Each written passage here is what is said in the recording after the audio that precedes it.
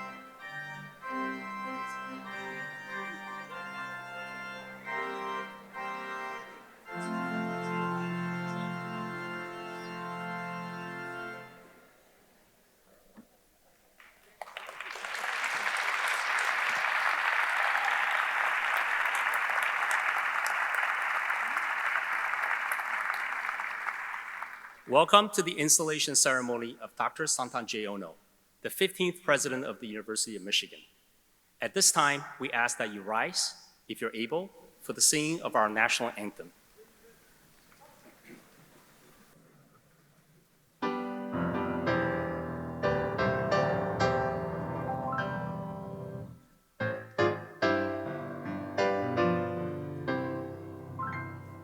Oh, say, can you see by the dawn's early light what so proudly we hailed at the twilight's last gleaming, whose broad stripes and bright stars through the perilous fight o'er the ramparts we watched were so gallantly streamed, and the rocket's red glare, the bombs bursting in air, gave proof through the night that our flag was still there.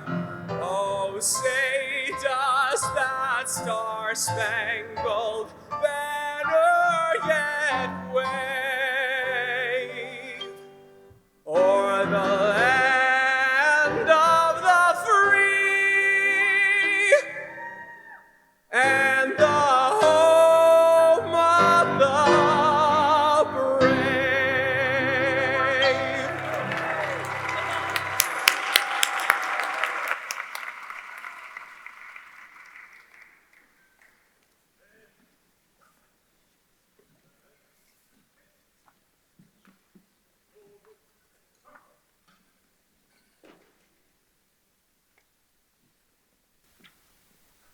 Good afternoon. I'm Lori McCauley, Provost and Executive Vice President for Academic Affairs. It is my great pleasure to welcome you to the university this afternoon. Please join me in thanking John Taos Foster, a senior in the School of Music, Theater, and Dance, and pianist Tyler Driscoll, a lecturer at the School of Music, Theater, and Dance, for that moving rendition of the Star-Spangled Banner.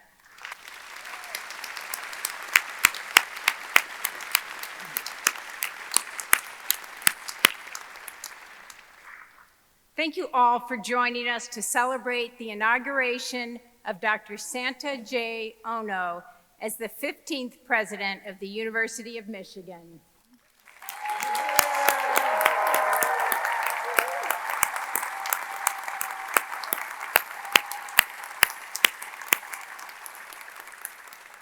As we begin, I want to recognize an important part of our history, a land transfer from the indigenous people of this area. The University of Michigan is located on the traditional territory of the Anishinaabe people. In 1817, the Ojibwe, Odawa, and Potawatomi nations made the largest single land transfer to the University of Michigan. This was offered ceremonially through the treaty at the foot of the rapids so that their children could be educated. Through these words of acknowledgement, their contemporary and ancestral ties to the land and their contributions to the university are renewed and reaffirmed.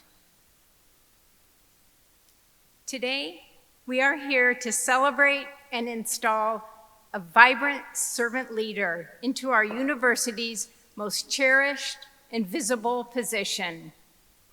Since before the Civil War, the president of the University of Michigan has served to guide our institution through the unfathomable complexities of our nation's tumultuous history. To read the biographies of our presidents is to soar over some choppy waters, to see the spasms of our relatively young nation as it grew, and to wonder at how far we've come today.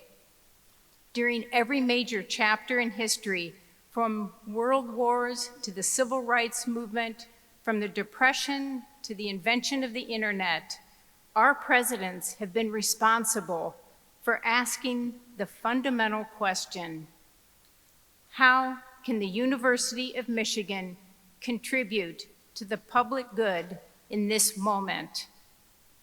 Today, I'm so proud to say, without a doubt, that we have found someone worthy to ask and answer that fundamental question. As a university, we will benefit from President Ono's richly diverse experiences. In many ways, he's a mosaic of our community itself. He was born on the west coast of Canada and raised on the east coast of the United States. But one could argue that his humble authenticity foreshadowed his ultimate arrival here in the Midwest. He's equally at home writing for a journal of immunology or writing a tweet. He's a world-renowned expert in the science of vision and a visionary leader in higher education. He's a talented cellist and an honorary Doctor of Divinity. Of course, we expect the president of any prestigious university, and especially the University of Michigan, to have an impressive CV, and he does. That's not what has rallied people around President Ono in his first months here. I believe the secret of his impact lies in his character. Those who meet him quickly learn about his curiosity. It gives him a special gravity. He genuinely wants to learn about the university by knowing the people who live and work here. His training as a scientist is evident not just in his deductive savvy, but in his humility. When speaking with him on issues of major import, it's clear that he's a person committed to thoughtful appraisal. And perhaps most striking is his warmth. He's a compassionate person, invigorated by giving to those in need, giving his undivided attention, and giving students high fives. My fellow executive officers have been impressed with his holistic thinking, his principled approach, and his relentless drive. Yes, relentless drive. I'm confident in saying that he is the leader we need, and he's arriving just at the right time. Thank you, President Ono, for being our leader.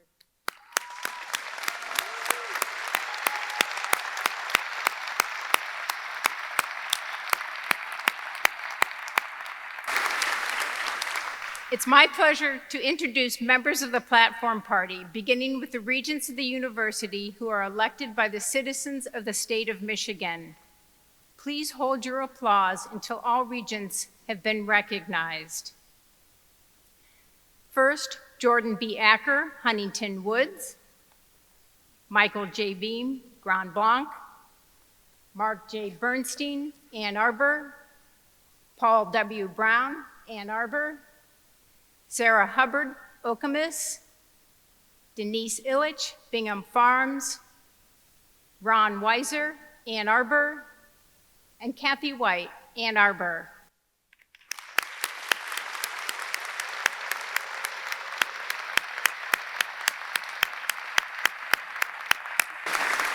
Thank you for your service.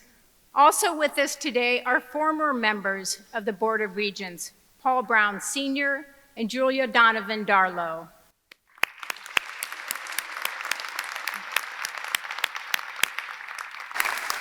We are also pleased to be joined by two of the university's past presidents, Mary Sue Coleman, who served from 2002 to 2014, and again in 2022.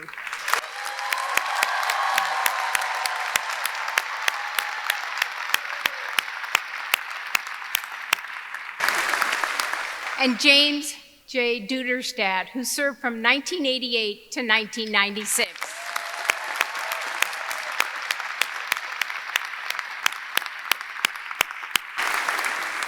We are pleased to have the following elected officials who have joined us today: Lieutenant Governor Garland Gilchrist II,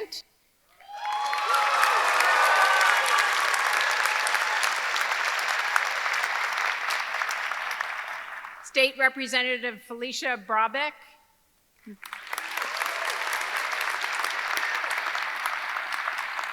Mayor of Ann Arbor Christopher Taylor,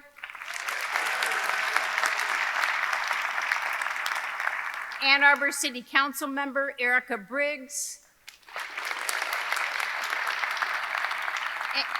Ann Arbor City Administrator Milton Dehoney Jr., Ann Arbor City Council Member Cynthia Harrison, Ann Arbor City Council Member Jen Ayer, and Ann Arbor City Council Member Christopher Watson. We are deeply appreciative for your commitment to the university and to public higher education. I would also like to recognize the university's executive officers, deans, and senior administrators who provide outstanding leadership each day, and members of the University of Michigan faculty, without whose scholarship and commitment to teaching, the university would not be what it is today. Thank you for being here.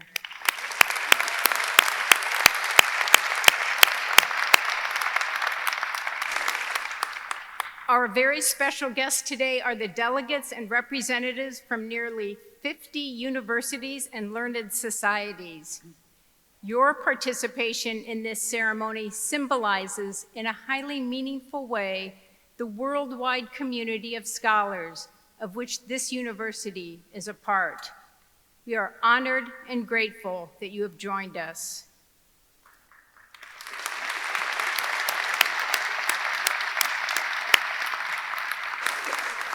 And we warmly welcome members of President Ono's family who are seated in the audience or joining us virtually, including his wife, Wendy Yip, their daughters, Juliana and Sarah, and son-in-law, David Chang, his parents, Sachiko and Tashaki Ono, and many other members of his extended family. Thank you.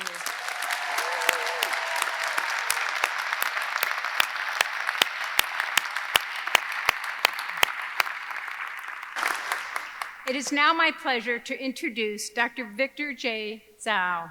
Dr. Zhao is president of the National Academy of Medicine, formerly the Institute of Medicine, vice chair of the National Research Council, chancellor emeritus of Duke University, and past CEO of Duke Health System. Previously, he was professor and chairman of medicine at Harvard and Stanford universities. Zhao is recognized internationally for his contributions as a scientist, administrator, and leader. Welcome, Dr. Zhao.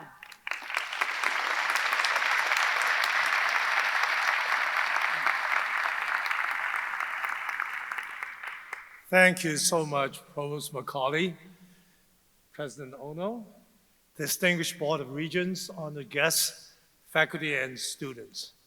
For me, it's a great privilege to be here for this momentous occasion, installing my good friend, Dr. Santa Ono, as the president of the University of Michigan.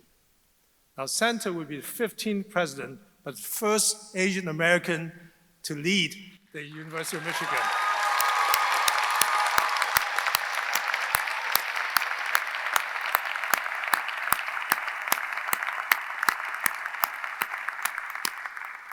So you all know that Michigan is among the top universities in the US and the #1 public research university.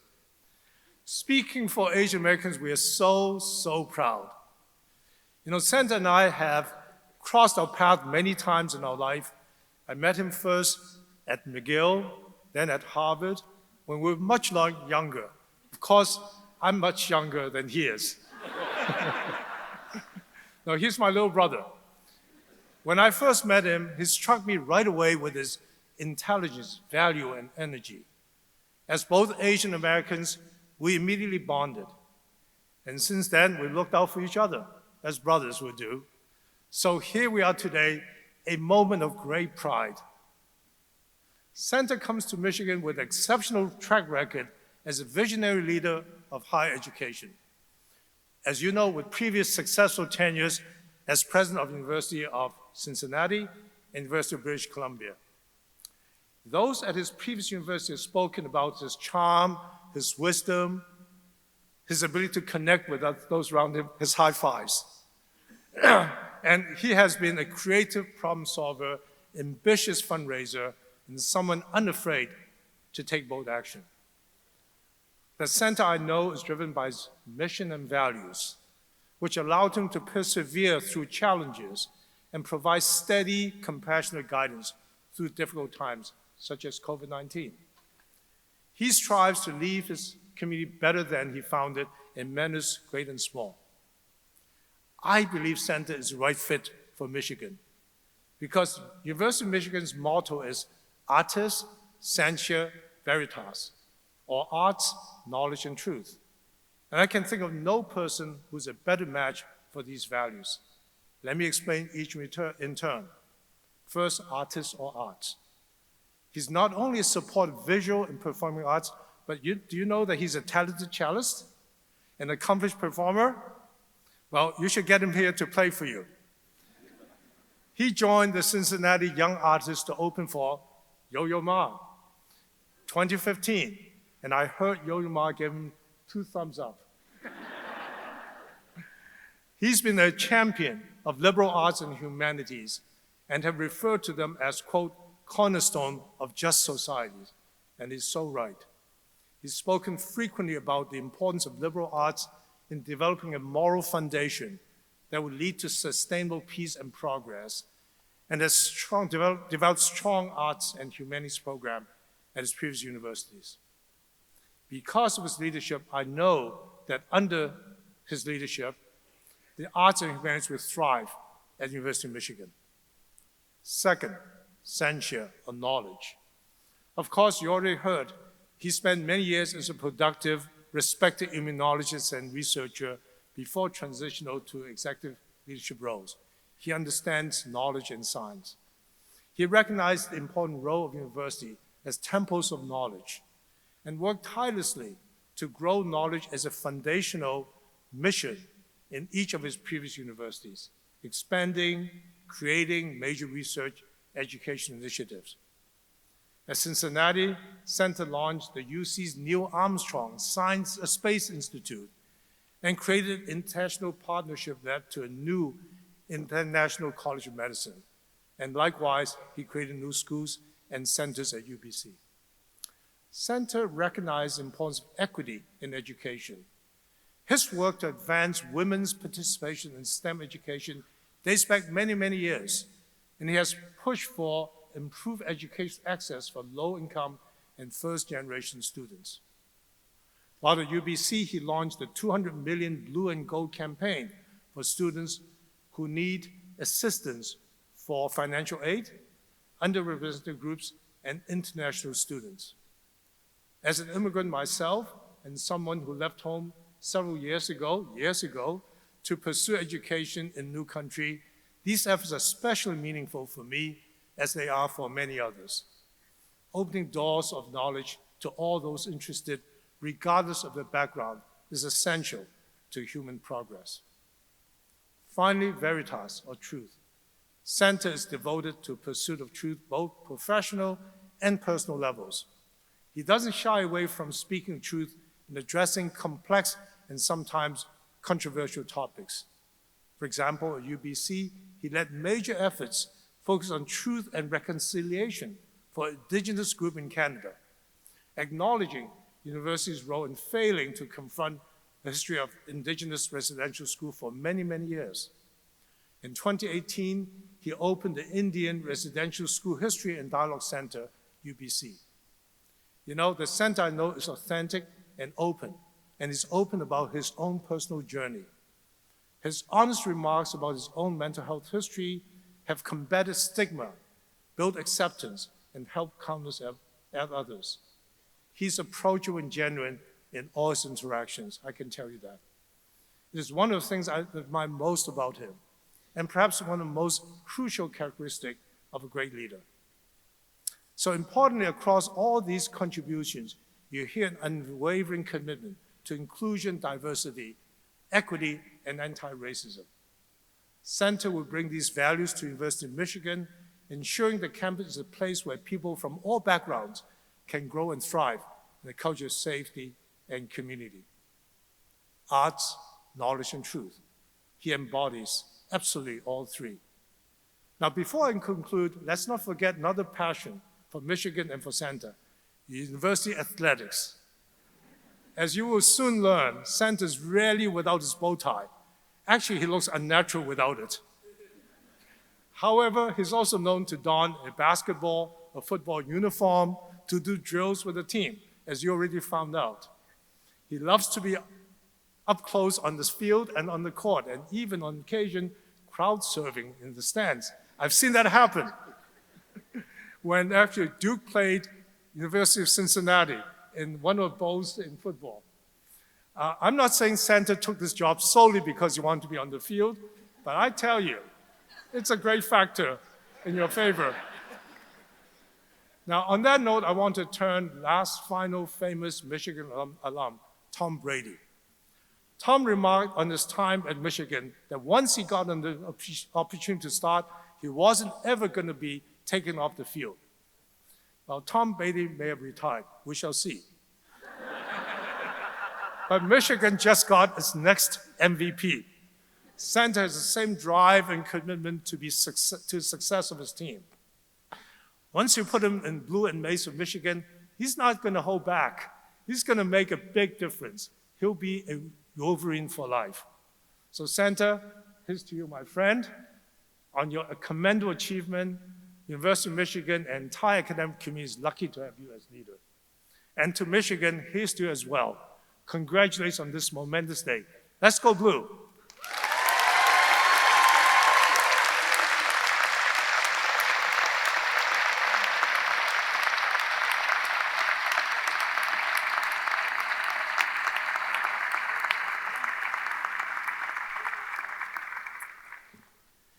I'm delighted and deeply honored to represent the faculty of the University of Michigan from the Ann Arbor, Flint, and Dearborn campuses in the inauguration of President Ono. My name is Alan Liu. I'm an associate professor in mechanical engineering, biomedical engineering, and biophysics, and the chair of the Faculty Senate. This is a historic moment for our university and also a special moment for me. Prior to coming to Michigan, President Ono was the president of my alma mater, the University of British Columbia. He brought the love for UBC to Michigan, an institution that we all deeply love and care about. In just a few short months, President Ono has set the tone for the university with the focus and advocacy on climate, anti-racism, and mental health. These are pressing issues that our society faces. I'm confident that under President Ono's leadership, we'll grow and prosper as an institution.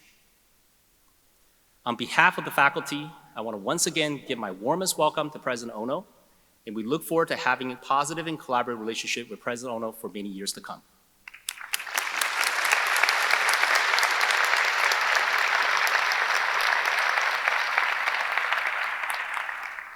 It is an honor to introduce poet Carlina Duan, an important voice in contemporary American poetry. Carlina received her undergraduate degree from Michigan, and she's currently studying her doctorate as part of our joint English education program. Her two acclaimed poetry collections, I Wore My Blackest Hair and Alien Miss, explore identity, language, and the daily details that make life meaningful. We're delighted to have an opportunity to hear a poem from Carlina written for today's ceremony.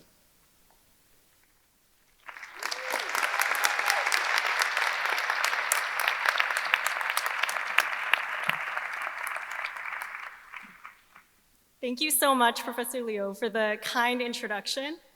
The poem that I'll be sharing today is titled Where the Light Falls In, inspired by our campus community and written in celebration of President Ono's inauguration. Where the Light Falls In. Daily, here go the rhythms of our world again. Magnolia branch, sneaker on pavement, courtyard grass still holding memory of frost and winter boot. Every day, see where the light falls in. Through another open window, through a lecture hall where you might say, study the physics of music or the moon's many craters, how gravity pulls on water to make tides below. Listen, every day here, one of us sweeps the floors or serves our meals or memorizes a slow walk to class, wandering this way, then that, to find a starry maple leaf or watch the marching band coax brass instruments into shiny song. Every day here, we find each other in the patterned wave of shadow and sound through classrooms or in community gardens or stadiums adrift with maize and Huron River blue. There go the bicycle wheels and the brazen squirrels fattened by acorns and a passerby's generous hand.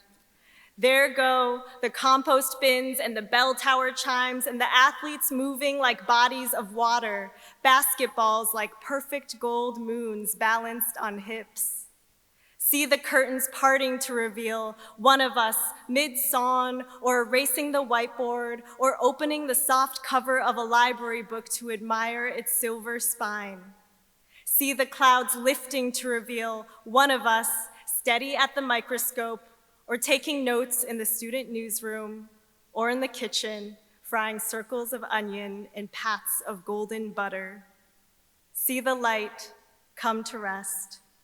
In Dearborn, Flint, Ann Arbor, we who organize and laugh and clean and lift and live and praise and hold and pulse and pause and dance and make and neighbor alongside our beloved communities and see our past, a thread always woven into our future. Today, the light falls in, casts itself across centuries onto a river floor, then winds itself towards a campus diag, travels beneath piano keys and up staircases, beside tree roots and through windows of stained glass. The light drapes itself, rosy-like, in auditoriums and in gyms, in classrooms and in dining halls, landing upon the shoulders of a university's 15th president, reaching all of us as we open the archives to remap and renew and restory and begin again. Thank you.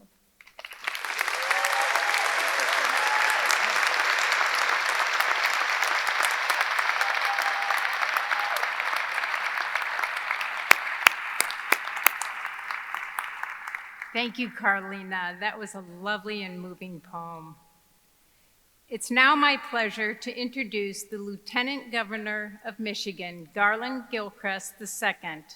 A proud alum of the University of Michigan, Lieutenant Governor Gilchrist has dedicated his career to solving problems.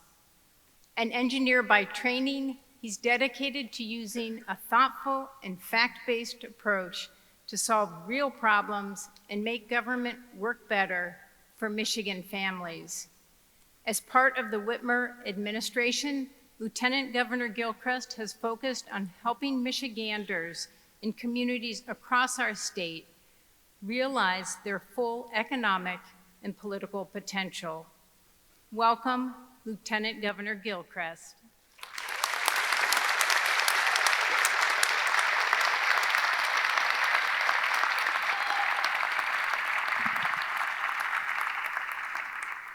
Good afternoon, everyone. I love a responsive audience. This is a momentous occasion and a very important celebration, not just for the University of Michigan, but for the state of Michigan. So I want to thank the university, its leadership, this entire community for welcoming me to say congratulations and welcome, President Ono, you and your family, for your commitment to serving this community and this institution.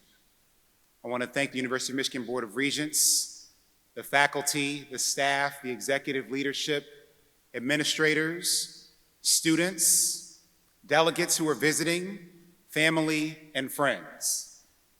Again, it is such an honor to be here. And while I'm here as the Lieutenant Governor of the state of Michigan, the more important role that I play here is as a proud Wolverine.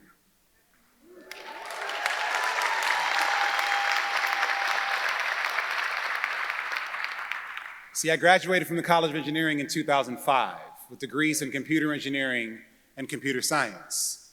And I had all of the, well, as normal as engineering experiences can be for any engineering students in the room. I pulled many an all-nighter at what was then known as the Media Union President Duderstadt, but is now, of course, the Duderstadt Center. BTBs, Pizza House, student organizations, watching every sports team from every student section. And I had an amazing time, and I lived on every part of campus. And I think of those times and those days and those nights every day. In fact, it helped shape and sharpen me into the person and public servant that I am today. Because here in this environment was where I learned to ask questions. I asked new questions that pushed the limits of my vision and my understanding. It's here where I began my journey as a leader, responding to discrimination via collective action. It's here where I met new people and understood my potential and envisioned what my life could be. That was because this university was a safe place for a Black kid from the east side of Detroit to call home. The University of Michigan has played the same role and continues to play that role for countless Wolverines. And just as it fostered growth for me, it breeds innovation and creativity amongst all to whom it encounters. It opened doors for me in the same way that it opens the doors to discovery, imagination, and possibility that's brought forth through science and research. And just as it has empowered me, it empowers everyone to reach their full potential. It prepares students, as it has for nearly 200 years, to solve problems and to change the world. Now, the mission that we all collectively must strive toward is even more important considering the challenges that we face as a collection of communities. Inequities in income, education, health that lower life expectancy and worsen outcomes and stifle economic well-being. Attacks on our democracy and a lack of economic opportunity, and the existential crisis of climate change. The chorus of voices that may call on us to give up. But this University of Michigan is nothing if not a place where people come to respond to cynicism with sincerity and despair with determination. That embodies who we are as Michiganders. Bold problem solvers who are not afraid to think outside of every box. Empathetic leaders who never forget where we come from, striving to make a difference for the communities and the people we serve. Difference makers who reject the fiction of impossibility. Our communities, our state, our nation, and our world need us to be the leaders and best. And thank God we have President Ono here to be our leader and our best. President Ono, as you take your office, your mission and your challenge is to serve and prepare young people who will make and define the Michigan difference. It is to carry forward the mission of this university and feed the flame of education that shines a light on our path forward. Yes, challenges will come, and they can be overcome by taking inspiration from our values that ground us and guide our thoughts and actions. I know that you will hold this mission close to your heart as you embark upon your time as the president of the University of Michigan. And know that my partner in public service, Governor Gretchen Whitmer, myself, and the entire state of Michigan are rooting for your success. So thank you, God bless you, and go blue.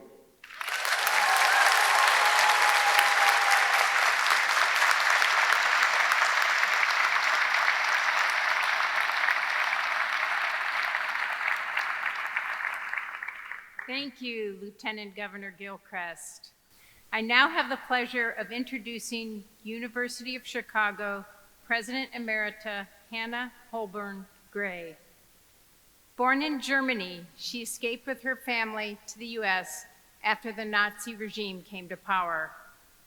Years later, President George H.W. Bush presented her with the Presidential Medal of Freedom, the nation's highest civilian award, for her contributions to her adopted homeland. President Emerita Gray served as the provost at Yale University before being promoted to acting president, the first woman to hold this position. She was then selected president of the University of Chicago, the first woman to serve as its chief executive, where she led the institution for 15 years. She's the recipient of more than 70 honorary degrees from a wide variety of higher education institutions. Welcome, President Emerita Gray.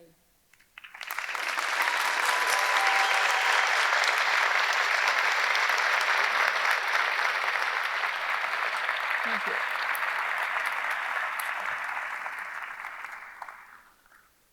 Thank you very much. President Ono, it is just short of 39 years since I conferred your bachelor's degree.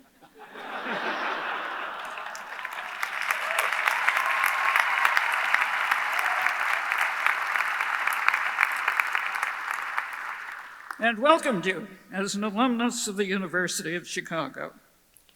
And today, again, we can think of as a commencement, if of a different order, considering that you've now become the guy who gives out the degrees and who welcomes their recipients. Today, we are gathered instead to welcome and celebrate the commencement of your leadership, already well established in this great university. It is an occasion that holds meaning for the larger academic world as well. For each of its institutions, well-being is critical to the flourishing of all. Michigan and Chicago have long shared a special relationship. As an undergraduate, Santa, you were probably aware that this connection was once fiercely competitive, driven by intercollegiate sport.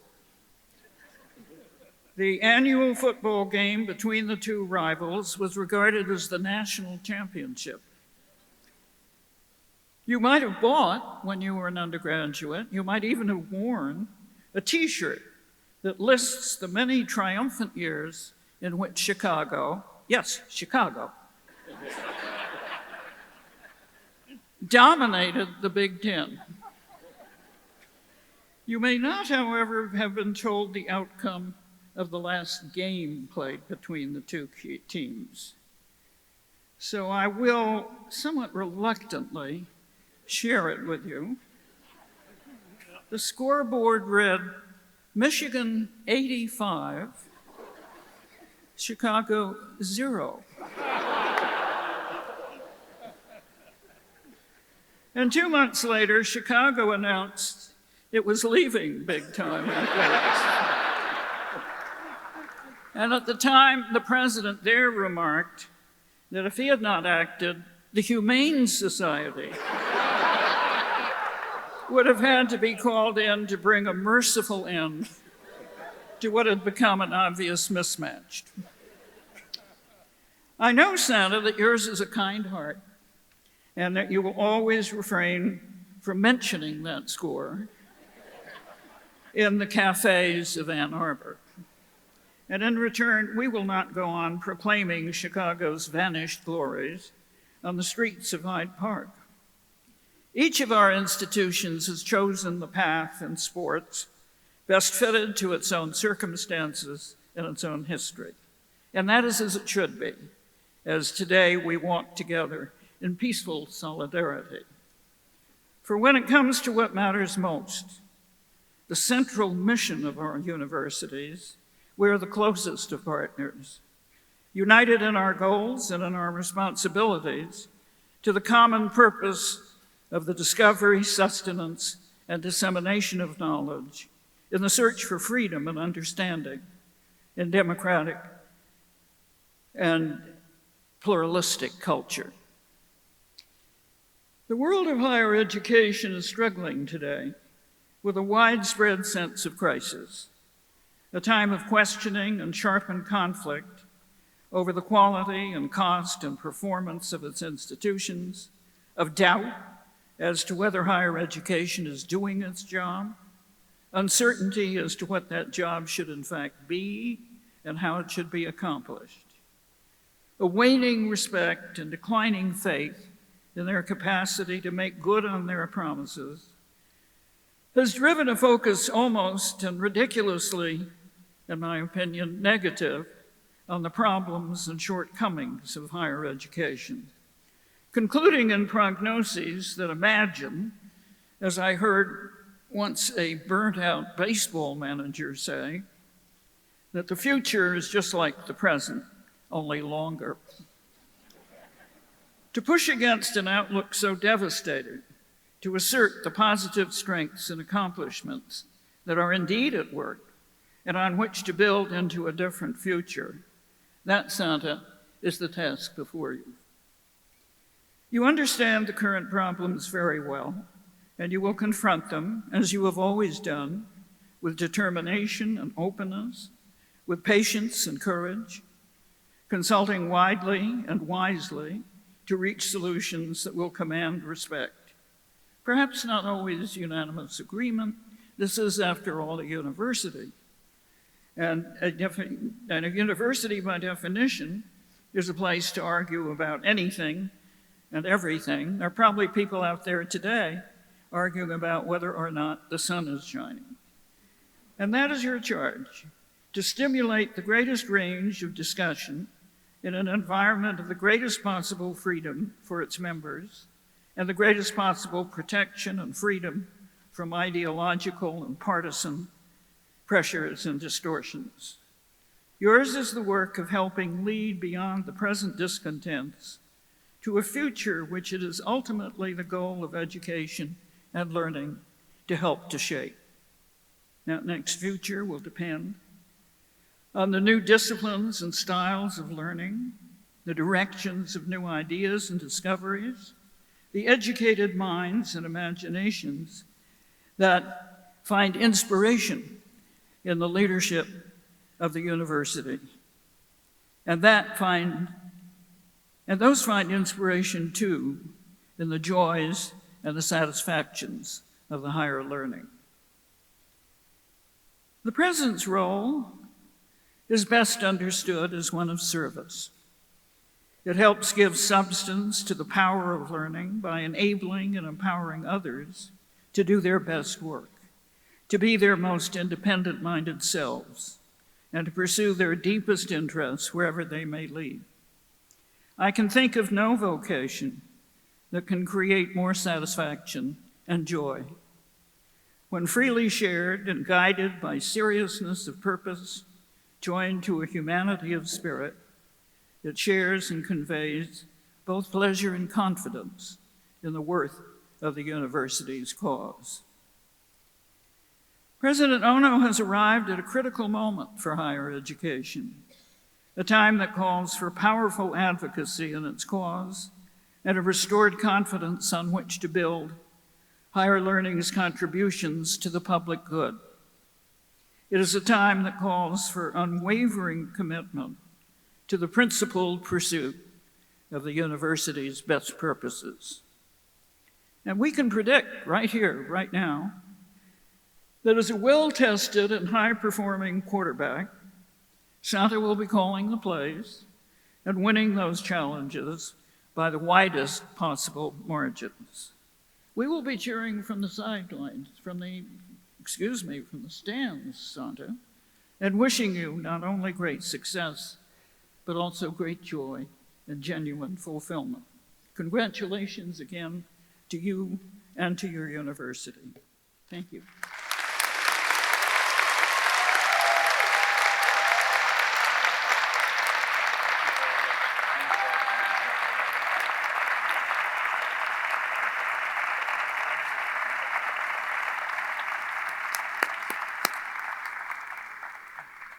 Thank you, President Emerita Gray. I now have the honor of introducing Dr. Mamoru Ono and Professor Arthur Green, who will perform Mozart's Sonata for piano, 4 hands in D major. Dr. Ono is a celebrated musician who has played with the Baltimore Symphony and the Pittsburgh Symphony and currently teaches at Creighton University. He's proud to be here in support of President Ono, who is his brother. Yeah.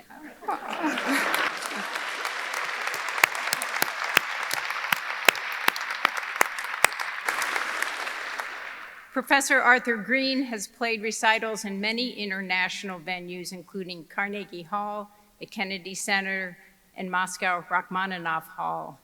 Green has been on the faculty at the University of Michigan School of Music, Theater, and Dance since 1990 and has won the Harold Haw Award for Excellence in Studio Teaching. Please enjoy this performance by Dr. Ono and Professor Green.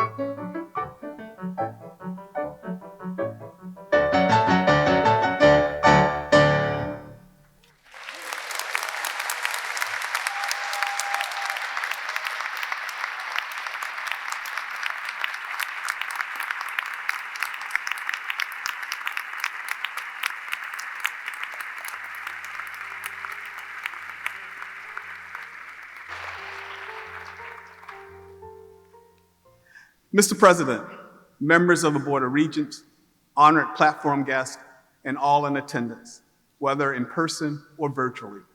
Good afternoon, and thank you for allowing me to speak. I regret that I am not able to be there in person, but I am honored to have been asked by President Ono to say a few words. As some of you know, President Ono and I have a relationship that goes back more than 15 years. He once worked for me, and now I get to work for him. That seems fitting somehow.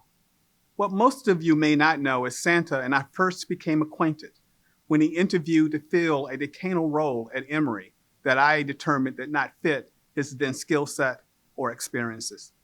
Yet, I saw something in him, which led me to create a new office and a completely different job for him. From this position, Senior Vice Provost for Undergraduate Affairs, Santa went on to become first Provost and then President of the University of Cincinnati, and then the President of the University of British Columbia, before becoming the President of the University of Michigan. I recount this start to underscore 3 points. Academic leaders are trained at the graduate level to become experts in their fields. We go on to head complex organizations because someone saw something in us and entrusted us with the opportunity to lead. Once entrusted, we learn that we serve as rather than we are. Santa is the 15th president of this great university. Others will follow as certainly as others preceded. It is in service, too, that we make the greatest difference. And in serving, we get to set an agenda. Since October, you have gleaned a bit about President Ono's priorities, especially with respect to the environment and inclusion. But you should also know he cares about scholarly expertise, even as he knows today's problems require new teams of interdisciplinary experts working in concert to tackle bold challenges. In a short while, you will hear more about those priorities. No leader, regardless of how skilled, succeeds without the engaged commitment of a community. In this age, a president must be an effective communicator, a skilled strategist, an able tactician, and a fierce advocate. They must be empathetic and decisive, humane and equitable, forward-looking and a student of the past. They must also know the importance of courting help and securing advice, and they need to have mastered the art and science of engagement. Today, I call on the University of Michigan community to engage, to challenge when called for, to support when necessary, to advance always, to care deeply, and to believe in the power of this great institution to transform lives and thereby the world. President Ono, Santa, welcome to Ann Arbor and the University of Michigan. You have our support, we have your back, and together we will energize the phrase, leaders and best.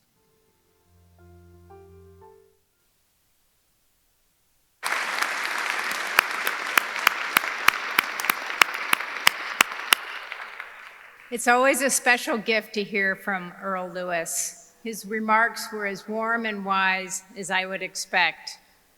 Earl is a noted historian who's dedicated to exploring society's major questions at the University of Michigan Center for Social Solutions. He is also an award-winning author, President Emeritus of the Andrew W. Mellon Foundation, and a former provost of Emory University. His perspective is consistently heartening. And now, it is my pleasure to introduce the inauguration cello choir, prepared by Professor of Cello Richard L. Aaron and featuring Juliet Schleifer, Master of Music and Voice Performance. They will be performing Bachianas Brasileiras No. 5, composed by Heitor Villa-Lobos. Enjoy the performance.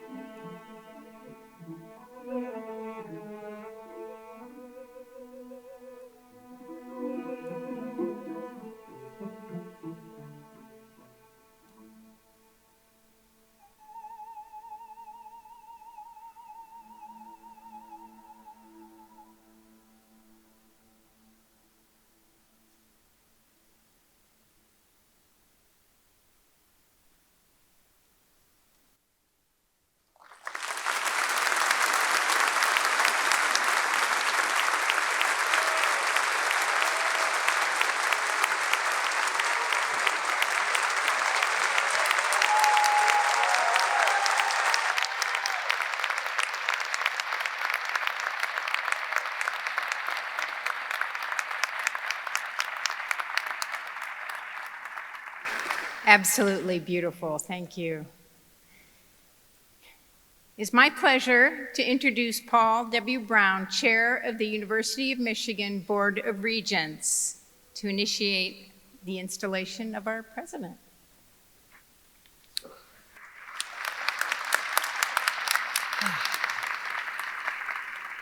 Wow, I was not an English major, but I'm pretty sure that is the definition of a hard act to follow. Dean Curzan, am I right? Is that literally the definition? I thought so. Well, this is an important day for a very important institution, but it's also an exciting day. I know it's exciting for me to walk into this great hall to the victors being played by the greatest marching band in the world.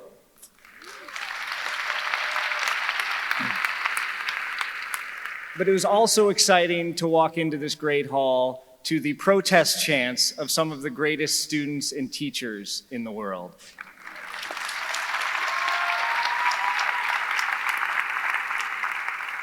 When we were walking in, Regent Acker turned to me and said, "The Michigan Marching Band playing the victors next to students protesting.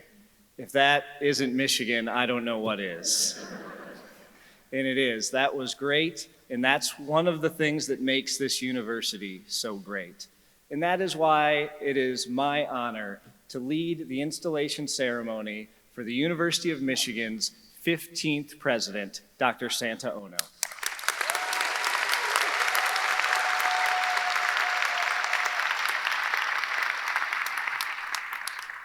In 1817, the founders of our state established the University of Michigan as a distinctly public institution with the sole purpose of serving the public good. In the 206 years, the people of Michigan has entrusted the presidency of this university to only 14 men and women. We, the Board of Regents, have appointed Dr. Ono by unanimous consent.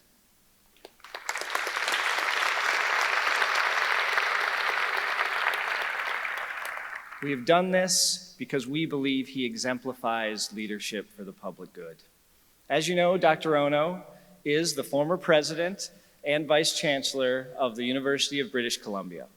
He is also an internationally esteemed scholar of immunology and vision research. It can be said that his academic expertise is a metaphor for the qualities he brings to our beloved university, qualities that make him ideally suited at this point in time to lead Michigan for the public good. As a strong human immune systems keep an individual healthy, Dr. Ono will fortify and expand Michigan's health and well-being in scholarly prowess and public service and its commitment to equity and accessibility. Dr. Ono is a visionary leader. He sees clearly. He has a vision for the University of Michigan that is compelling, comprehensive, and dynamic. He already sees what we can become.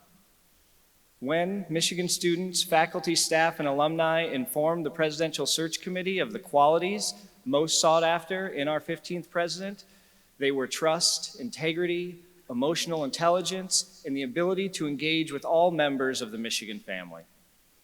You possess these qualities, Dr. Ono, and so many more. Your leadership and vision will enrich the fabric of our collective being, affirm our contributions to the public good, and chart our course for excellence in all our endeavors. So now, with firm conviction, I am pleased to invite my fellow regents to rise and for Dr. Ono to join me.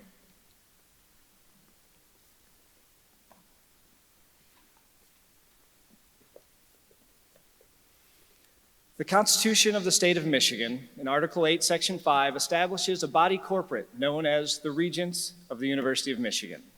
One of the duties prescribed for the Regents is the election of the President, the principal executive officer of the university.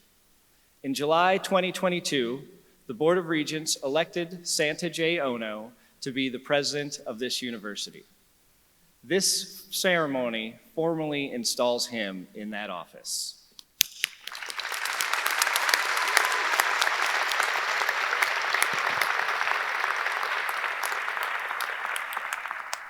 By the authority vested in us by the people of the state of Michigan, we, the duly elected regents of the University of Michigan, do hereby install you, Santa J. Ono, as the 15th president of the University of Michigan on this, the 7th day of March, 2023.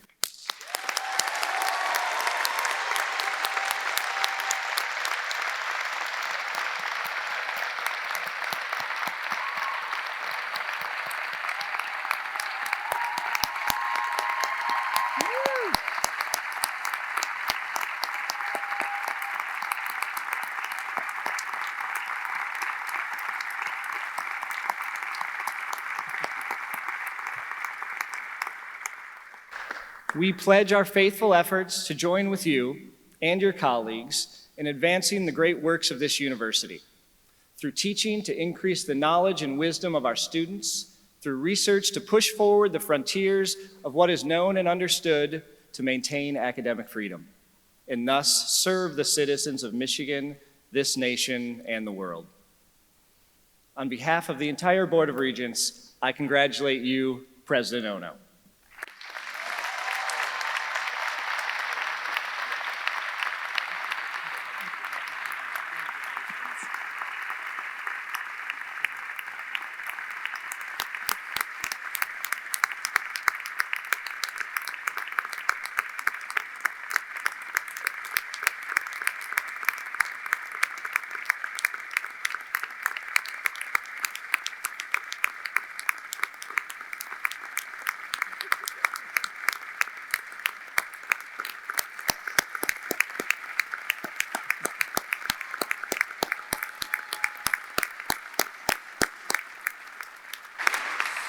Now, without further ado, I'm pleased to invite President Ono to address the audience.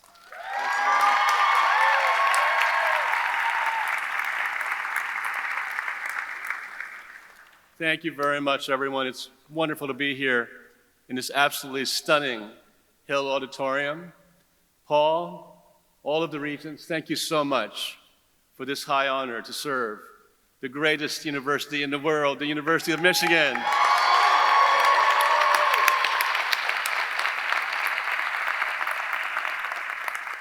Thank you all for joining us, whether online or in this magnificent auditorium.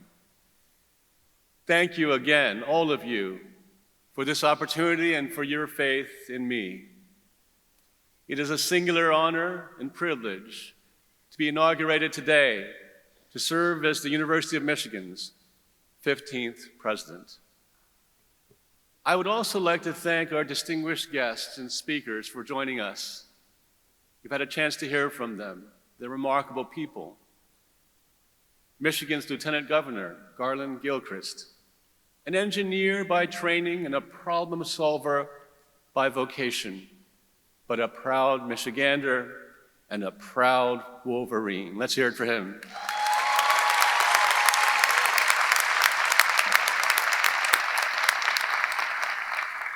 And you heard from Victor Zhao. He's an iconic figure in medicine and in science. He's a leader who serves as the president of the National Academy of Medicine of the United States of America. I've been lucky to come to know Victor over the past 15 years. I've looked up to him every step of the way. As you know, we were both educated at McGill University in Montreal, and we both worked at Harvard. And I looked up to him, as I said, as a great scientist, a great healer, someone who knows how to build institutions. Victor, thank you so much for being here today.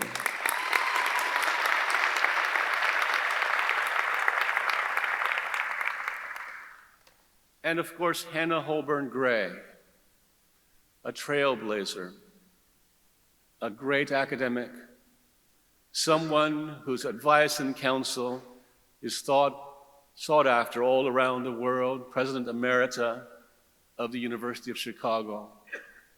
An exceptional president and a truly inspiring model of leadership. As you heard, Hannah signed my undergraduate degree from the University of Chicago in 1984. Thank you, Hannah, for being here.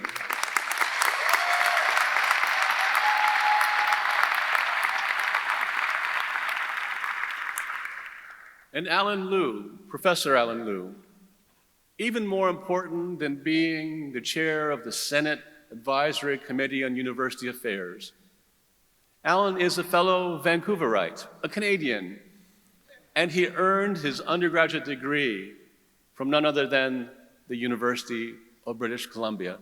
And for all of you watching from UBC, thank you for a remarkable almost 7 years serving as your president. What a wonderful institution. I shall always be proud to have been associated with UBC. Let's hear it for UBC.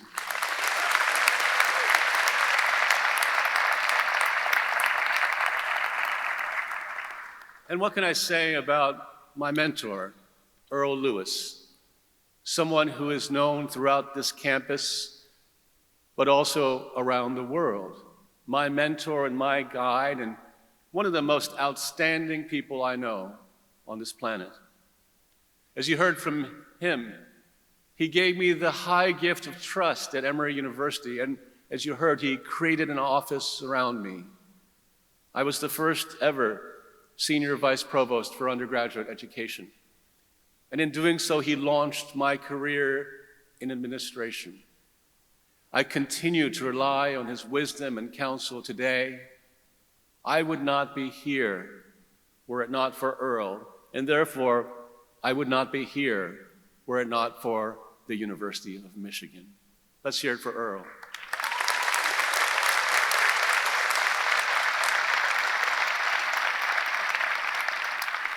Now, you've had a chance to hear from my partner in academic leadership.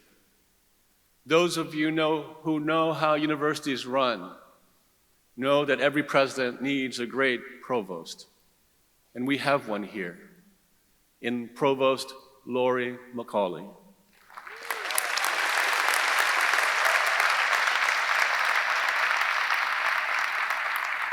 I am so grateful for even the past only 4.5 months of what is clear about who she is to the core, her selfless service, her dedication to this university, her steadfast, calm, collected, inspired, strategic leadership.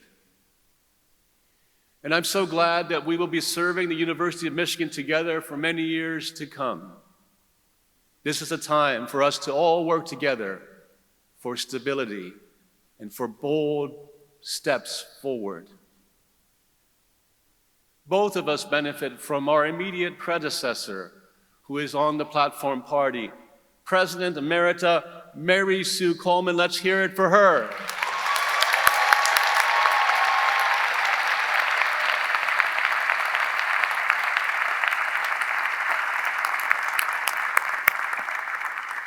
I can't find the words to express really our gratitude to Mary Sue. 12 years of service to this institution, and she came back and she handed the baton to me. I couldn't think of a better guide for a university president. This, my dream job, as she is perhaps one of the greatest university presidents of any institution of our time. I also want to acknowledge the members of our leadership team, including our chancellors, our vice presidents, and our deans.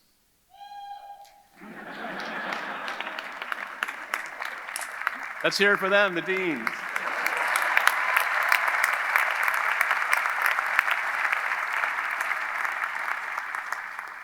You know, I said to the deans, you're going to see a lot more of me than a typical president. And you agree that's the case, right? We travel together to California. We get together to talk about the importance of research. We talk about how to bring faculty and students together to solve the most vexing problems of the world, like climate change. It's a privilege. This group of deans is simply outstanding. I've been impressed with your dedication, your ability, and I am so grateful to all of you. And I'd also like to welcome members of our staff, our faculty from not only Ann Arbor, but Flint and Dearborn. Let's hear it for our staff and faculty.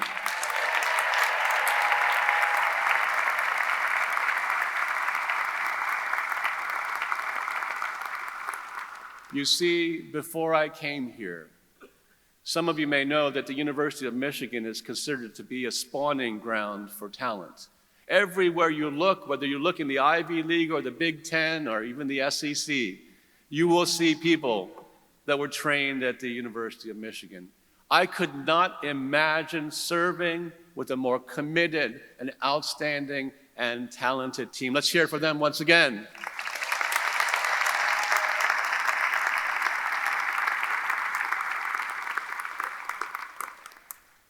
But first and foremost, I met some of you out there. I wanted to thank our students, those of you who have joined us. It is because of you, it is your energy, your passion, your intellect and confidence that will see this institution and this nation and this world to better days ahead. Let's hear it for our students.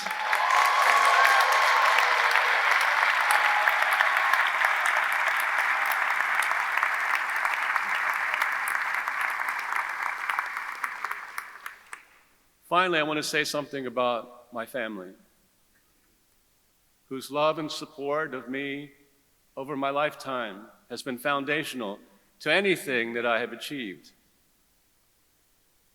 Some of you know that my parents, Takashi and Sachiko, immigrated from Japan shortly after the Second World War. Not a penny to their name, all their belongings in a single suitcase. My father, Takashi, was a freshly minted PhD graduate, graduating from Tokyo University and then receiving his PhD from Nagoya University. And he had been invited by a renowned mathematician, Andre Veille, and the then director of the Princeton Institute for Advanced Study, Robert Oppenheimer, to be among a select group of talented young mathematicians from Japan, to be invited to be visiting members of the Princeton Institute for Advanced Study. For those of you who know mathematics and physics, considered a mecca for pure mathematics and theoretical physics. My parents gave birth to my brother Mamoru, who you just heard, in Tokyo, Japan. And I was born in Vancouver, where my father was an assistant professor of mathematics at the University of British Columbia. My younger brother, who's here, I think over there. Where are you? Where? Over there. Where are you? Are you there? Please stand up, Ken. This is my brother, Ken Ono.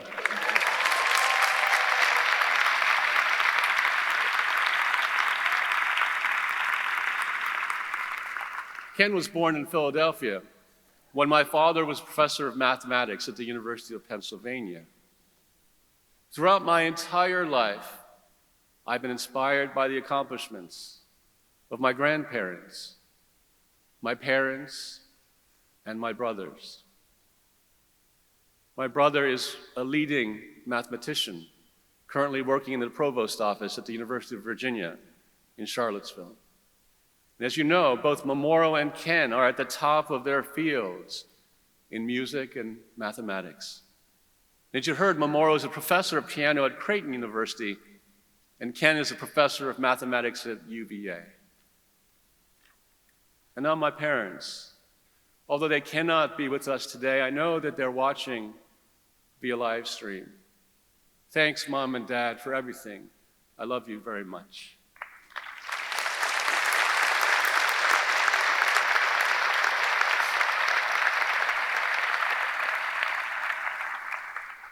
And above everything else, I want to express my gratitude to my own family.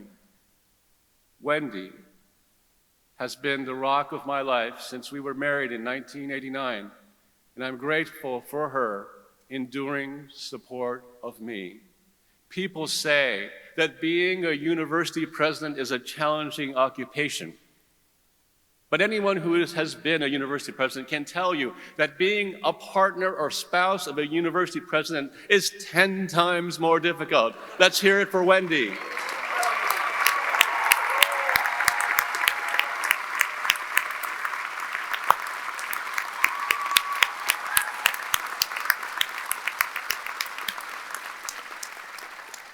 And of course, I don't know where they are, but the apples of my eye, my two daughters, Juliana and Sarah, who have made me so proud from the days they were born to today. Let's hear it for Juliana and Sarah. Where are you? Please stand up.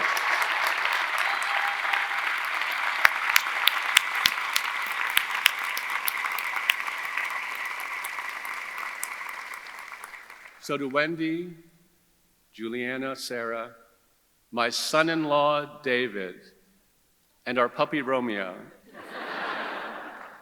And if you know, any of you know me from my Cincinnati days, I used to end graduation with a song lyric.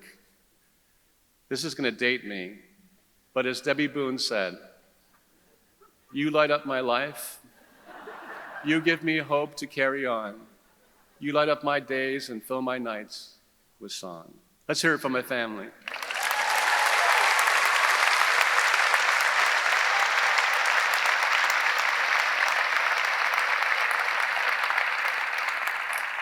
Now, I was with Victor and some others, and they said, there are a lot of University of Chicago people here.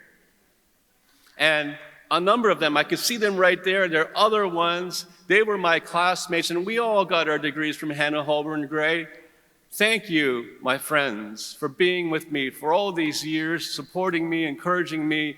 You mean more to me than you can even imagine. Let's hear it for the University of Chicago students.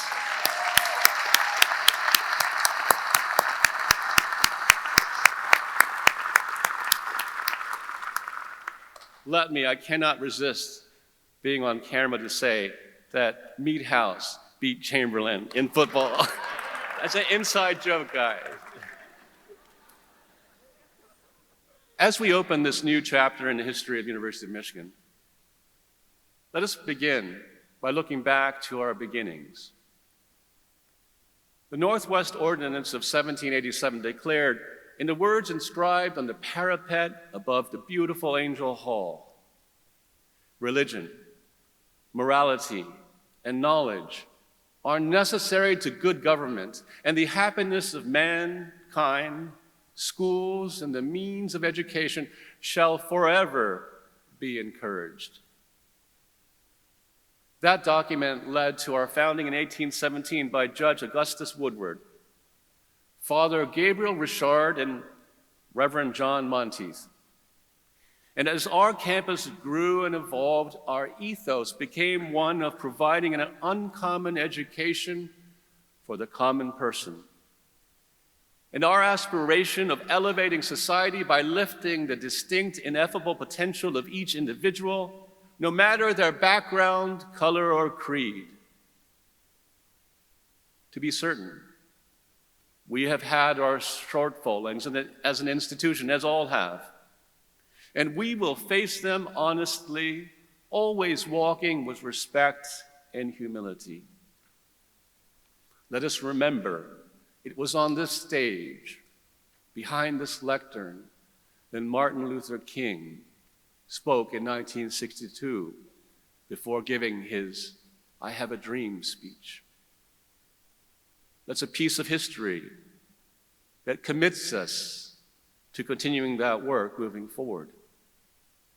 Today, let us be united around that same mission and purpose, the same commitment to inclusion and excellence, discovery and integrity.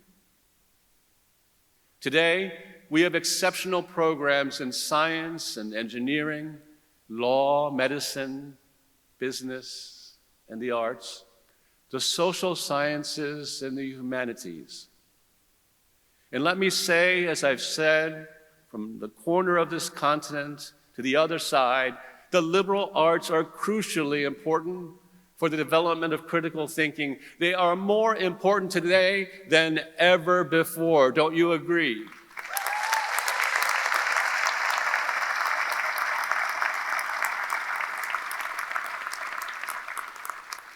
Today, we are proudly a public university, still aspiring to be welcoming to all, inclusive of all, exceptional for all, and an uncommon education for the common person. Now, there are challenges that we face. Today, I submit that the world needs the University of Michigan more than ever before. For everywhere we look, we see a world in distress, with tensions rising and conflicts raging. Abroad, we face a fundamental challenge between democracies and autocracies, even as the bloody hands of tyrants are set against innocents, aspiring to basic rights and dignities. At home, we see a challenge between pluralism and zealotry, between the shrill cry of political tribalism and partisanship, and the quiet call of civic engagement and citizenship. Even today, we are wrestling with racism and inequity and injustice. And as heirs to the unfinished work of Martin Luther King Jr., we will not falter in that task and responsibility. We're all also grappling with the long-term impacts of the COVID crisis, even as we prepare for the next pandemic. Above all, we must address the climate emergency. Our planet is growing warmer and warmer. Our natural environment is deteriorating, and none of us is immune from its devastating impacts. The climate crisis is the existential challenge of our time.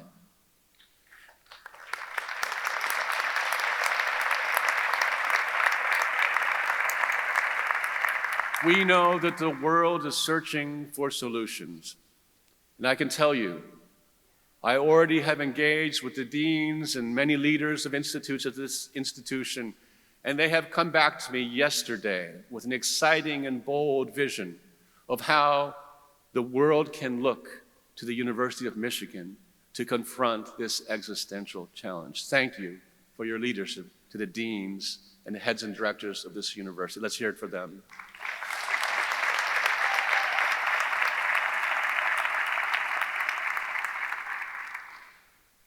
Challenges notwithstanding, let's remember that we are here to find solutions.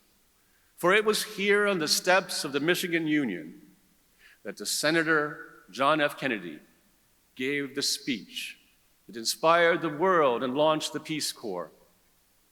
Since then, nearly 3,000 University of Michigan alumni have volunteered to change lives around the world through public service.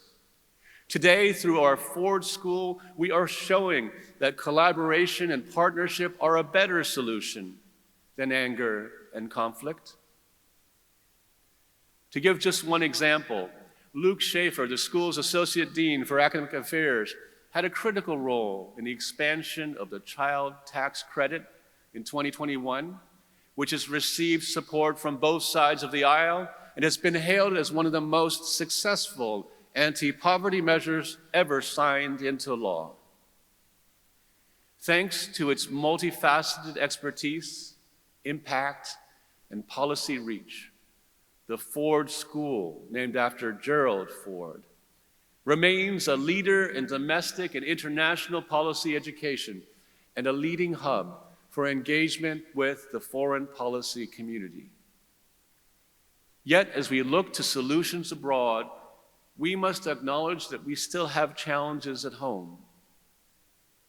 Racism is one of America's original sins, and the University of Michigan has not been immune from participating in racism. We have excluded and segregated individuals because of their race or their gender, ethnicity, religious faith, or sexual orientation.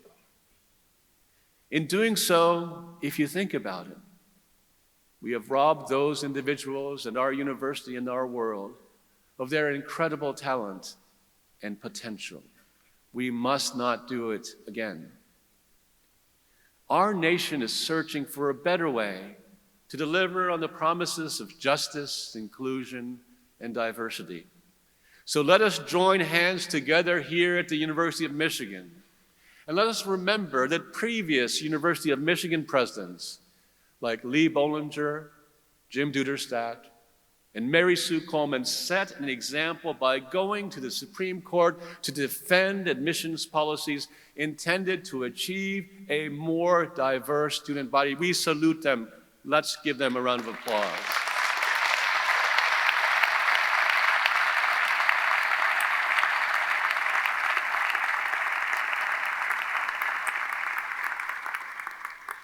And we will not waver as an institution. We've embarked on an inclusive history project, which is being led by Professors Elizabeth Cole and Earl Lewis. This process of self-discovery will sometimes be difficult, painful, but it is crucial. For in acknowledging our past in a truthful way, with clear eyes, in plain sight, we can better move forward together with a firm step for true equity and inclusion. In January, we released the results of our DEI 1.0 initiative, which made it clear that while we have made progress, and we have, that we still have much more to do.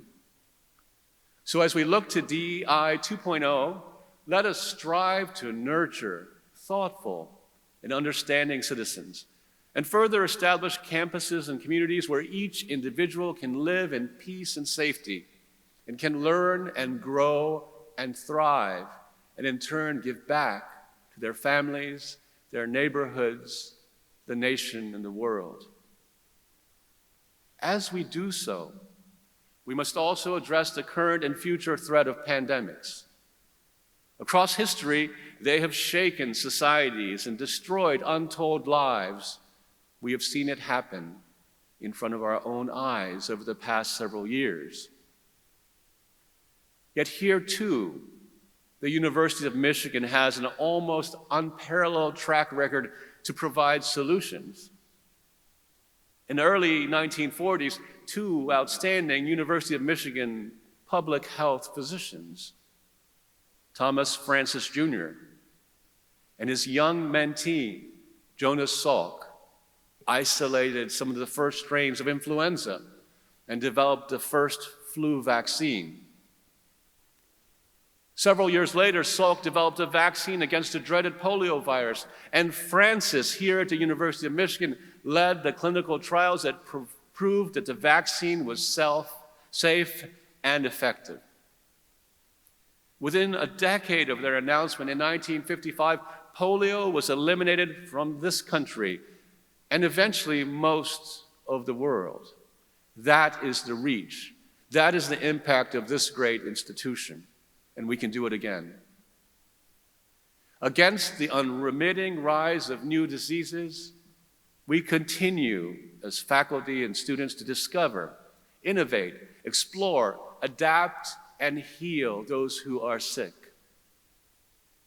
In 1999, we established, under the leadership of Mary Sue Coleman, the Life Sciences Institute, which was designed to foster interdisciplinary research and creative risk-taking, and strengthen the connections across our world-class life sciences community and other sciences that could strengthen and synergize with that expertise to provide the solutions that we need. So capably led now by Dr. Roger Cohn. And through our Biosciences Initiative, we are building today on University of Michigan's strengths in the areas of biosciences that will have a global impact. Today, our staff at Michigan Medicine continues to serve patients and their loved ones with relentless compassion and excellence. And as we attend to the physical health of our community, we must also support their full wellness as individuals. The students that we love, Generation Z, is facing a wave of anxiety and depression disorders, partially because of the pandemic. It's a challenge our students, staff, and faculty face every day. I understand. That's why I'm so pleased that the University of Michigan was one of the first American schools to adopt the Okanagan Charter, which commits us as an institution to promoting the health and well-being of each person across our 3 campuses. We've also established the Well-Being Collective, which takes a holistic approach to the development and wellness of the whole person, and in turn, the whole community. Student health and well-being is one of my highest priorities as president of the University of Michigan.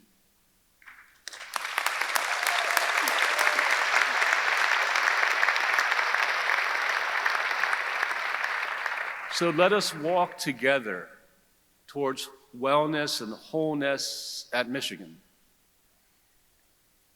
Finally, we must address that most vexing existential challenge of the time, the climate emergency.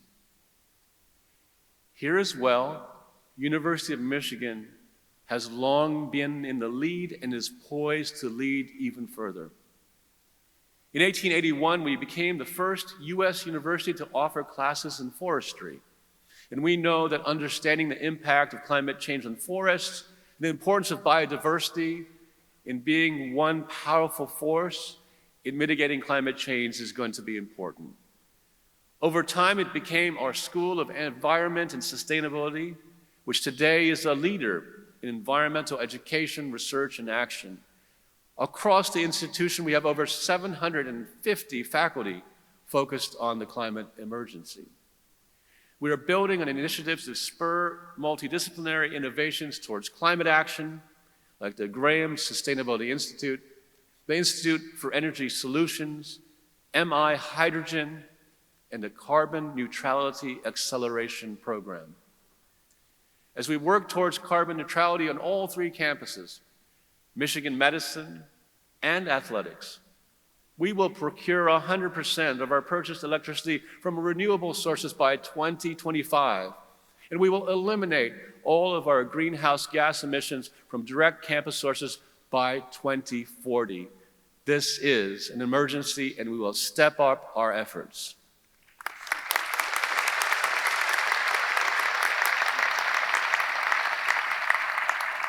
We are and we will continue to incorporate carbon neutrality into our new building projects and by engaging with communities to ensure that our strategies are just and equitable.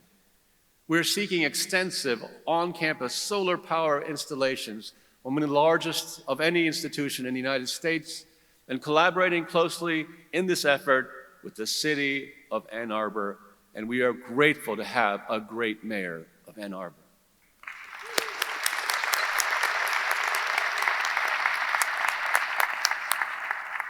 Today, we are in the midst of a national search for a sustainability leader.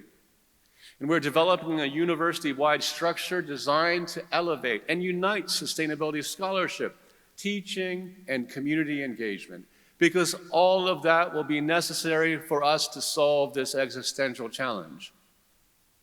Our world is facing the fiery challenge of our time, as well as others ranging from aging populations to the ongoing rise of increasingly sophisticated artificial intelligence. Together, let us find solutions to these challenges, just like the University of Michigan has done for centuries. Let us transform our excellence into action and impact. And let us create a brighter, stronger, and more vibrant university, one dedicated to egalitarian excellence in service to humanity, and better prepared and positioned to educate tomorrow's leaders who are our students today. I trust that each student who graduates from this exceptional university, whether this year or 10 years hence, 25 years from now, I hope that they will have a deep sense of gratitude for the education that they have received, as well as a profound understanding of the responsibility that comes with that education, and a lifelong commitment to leverage their learning to make a difference in society and in service to others. Let us make that the raison d'etre of University of Michigan.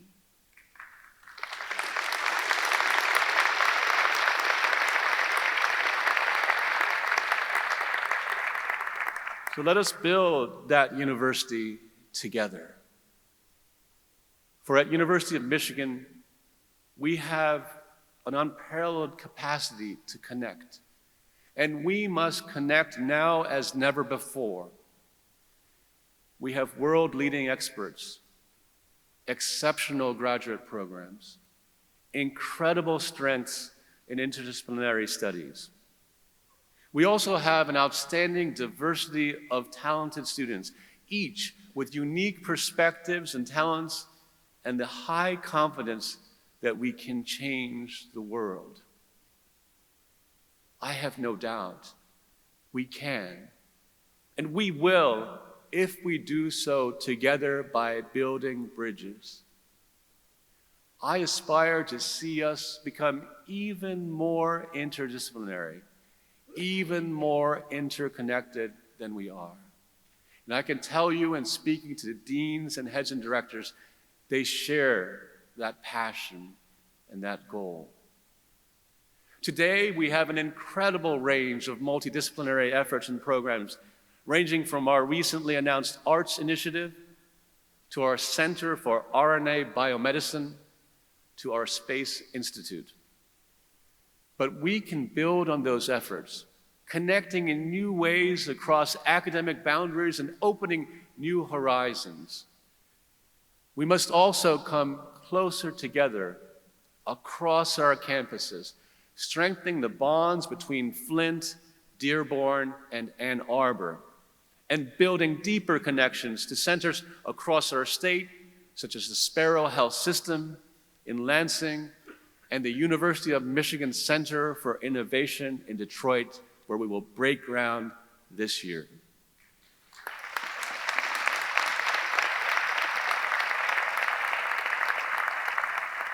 As we come closer together as a university, we must also come together as a state, a nation, and a global community. We heard from Janet Napolitano earlier today. Our leadership now of the University Climate Change Coalition, our partnerships with the AAU universities, the U7+ Alliance of World Universities, and others, to say nothing of our research engagement with a vast range of federal agencies, these are all essentials. Yet we can do so much more together. For that reason, we've embarked on a strategic visioning process, one designed to sharpen our impact and determine who we are as a university, what we stand for, where we want to go, where we want to play, and what we aspire to achieve as a great public university.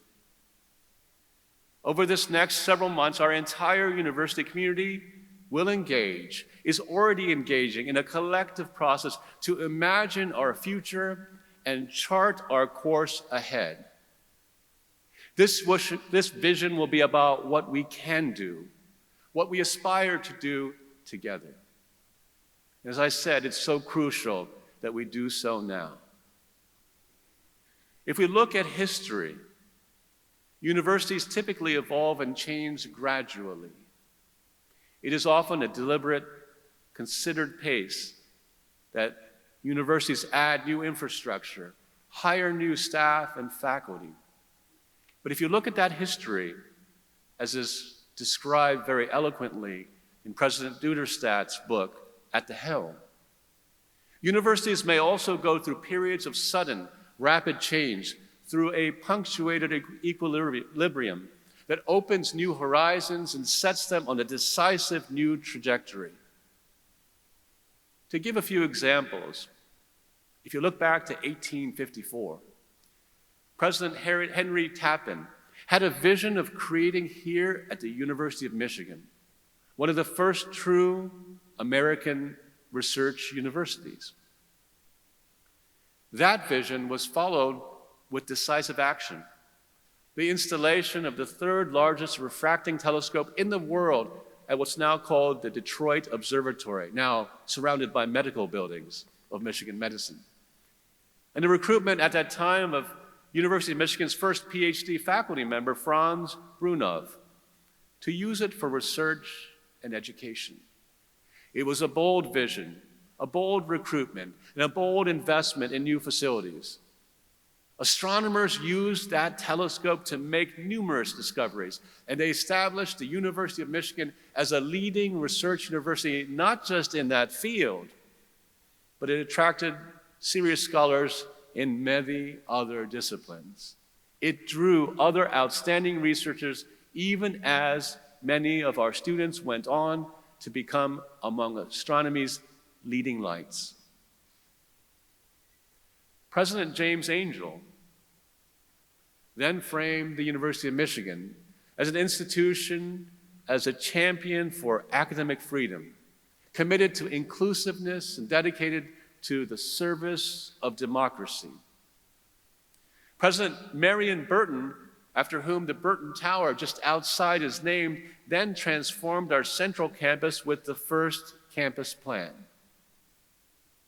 And years later, President Harold Shapiro, also a McGill graduate, developed a strategic vision which reanimated our pursuit of excellence. His work of renewal and revitalization was continued and strengthened when he hired none other than James Duderstadt, provost at the time and dean of engineering, and developed a vision focused on three elements: knowledge, globalization, and pluralism, further shaping the campus we know today and moving to what we now know as North Campus. Friends, I say today it is time for a new vision, a new punctuation, a new opening of possibilities for the University of Michigan. It is a time to dare great challenges and to dream bold dreams. And as we envision, imagine, and aspire, we will also build. Concurrently with our strategic visioning process, we will develop a long-term campus plan to fulfill that vision and to ensure that we establish the living, working, and learning environments needed for our staff, students, and faculty in the days and decades to come. I encourage you, all of you, whether you're here or watching online, to participate in creating this vision of ours together. Who we are, what we stand for, and where we are going as a great public university. In conclusion, well, go for it.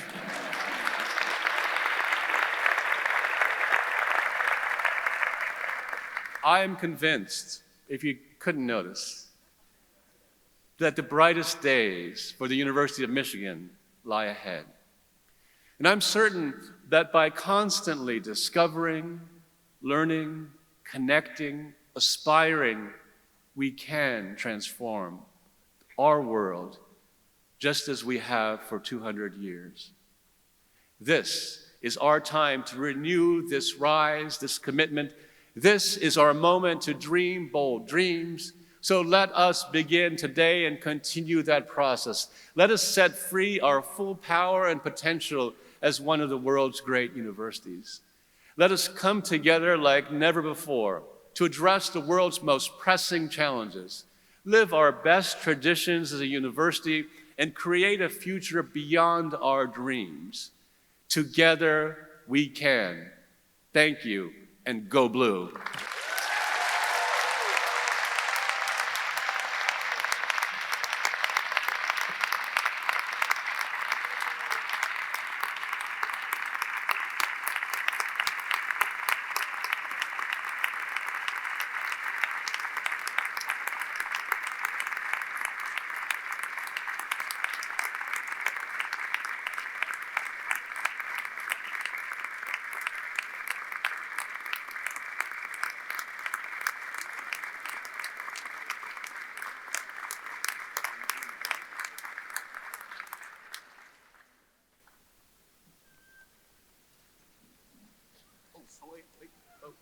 I forgot something.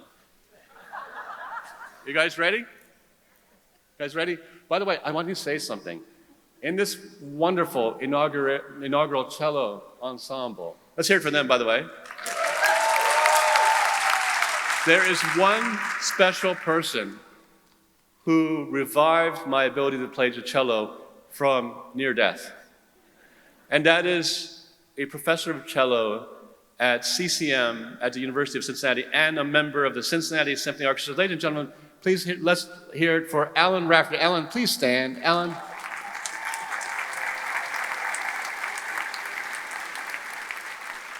And once again, thank you to the inaugural cello ensemble. You've been fantastic, and also to the singer. And I hope I don't mess it up.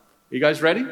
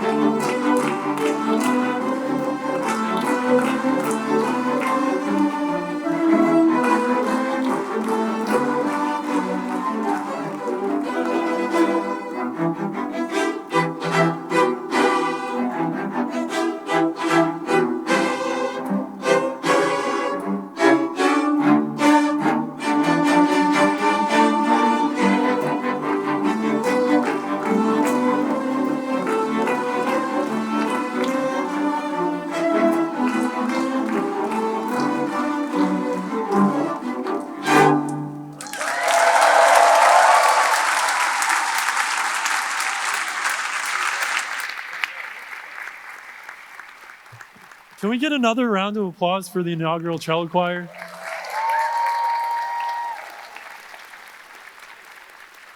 Good afternoon, everyone. My name is Noah Zimmerman, and I serve as the president of Central Student Government.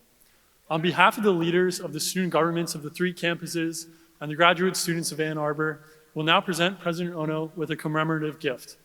I'm joined by TJ Brooks, the president of Flint Student Government, Claire Liu, president of Rackham Student Government, and Dorina Maddie, president of Dearborn Student Government.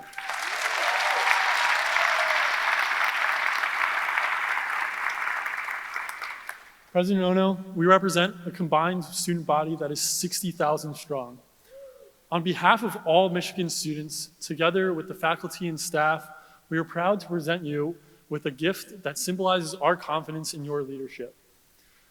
Here is a glass plaque inscribed with a quote from Aristotle. Aristotle is the father of Western logic and the father of higher education as we know it today. It reads, "Educating the mind without an education of the soul is no education at all." Michigan exemplifies the holistic education of heart and mind. For more than 200 years, our university has lived up to Aristotle's edict. We know, under your leadership, the power and purpose of this institution will go stronger to educate our hearts as well as our minds, making enlightened citizens of us all. In addition to this plaque, we have a plan to inscribe this quote and inscription printed on the walls of all 3 campuses. To show our unity as one university and the mission you bring, President Ono, on behalf of the student body of the 3 campuses of the University of Michigan, please accept this token of our appreciation for your service to our beloved university. We are thrilled you're here, and we know we're in very good hands. Thank you.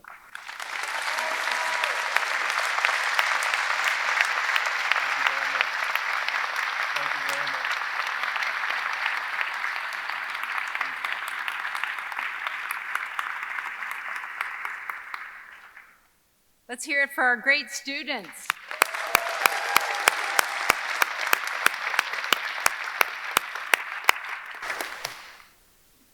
This great event is not yet over. It's my pleasure to introduce Sarah Hubbard, our Vice Chair of the University of Michigan Board of Regents.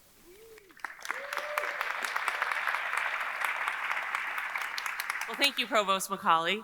I just want to take a second to one more time acknowledge the search committee who helped bring us to this point today. So many of you have been here, the large presidential search committee, and active in the festivities today. And Regent Denise Illich and I co-chaired that, and we couldn't be happier with the result, could we? So congratulations again, President Ono. So to all of those of you here in the auditorium and those watching it on the live stream, thank you for participating in the installation of our 15th president, Dr. Santa J. Ono. It's been a joy to officially honor him and welcome him to his family to our Michigan community. We'll continue our festivities with an informal reception on the 2nd floor of the Michigan League. The Michigan League is just to your left as you leave the building. So please join us there at the conclusion of this event. And before we leave, it's a Michigan tradition to end ceremonial events with the singing of our alma mater, the Yellow and Blue. The words are printed on the back of your program. So at the conclusion of the song, please remain at your seats while the platform party leads the recessional from the auditorium. And now I ask you to please stand if you're able and sing the alma mater, the Yellow and Blue.